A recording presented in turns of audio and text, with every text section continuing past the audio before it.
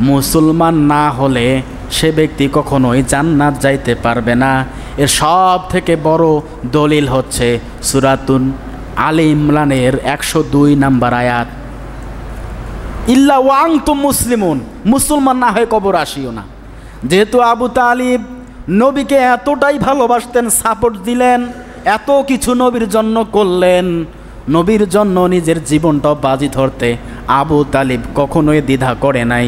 সেই চাচা নাকি জাহান্নামে, চিন্তা করে দেখেন। কারণ কি? সে মুসলমান হতে পারে নাই। আর এইদিকে আল্লাহ রসুল বলছেন, মান সালিমান মুসলিমুনা মিন লিসানিহি ওয়া ইয়াদিহি, যার হাত এবং মুখ দ্বারা অপর মুসলমান নিরাপদ থাকে না, ওই ব্যক্তি কখনো খাঁটি মুসলমান হতে পারবে না। আর আল্লাহ পাক খাঁটি মুসলমান হওয়ার নির্দেশ দিচ্ছেন আলে ইমরানের 102 নম্বর আয়াতে।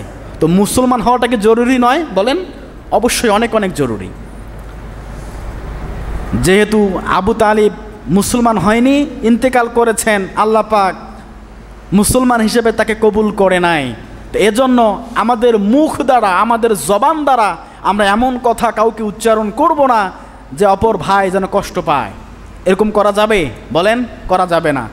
এমন কাজ করব না অপর ভাই যেন মন ক্ষুণ্ণ হয়, খারাপ লাগে, এমনটা কাজ আমরা কখনোই করব না। তবে হ্যাঁ, ইসলামের বহির্ভূত যদি কোনো ব্যক্তি কোনো কাজ করে আর সেটা মুসলমান হিসাবে, একজন ইমানদার হিসাবে তার জায়গা থেকে প্রোটেকশন দেওয়া, তাকে বাধা দেওয়া, এটা ইমানদারের দায়িত্ব এবং কর্তব্য। সেখানে সে মন খারাপ করুক আর যাই করুক, সেখানে দেখার বিষয় না।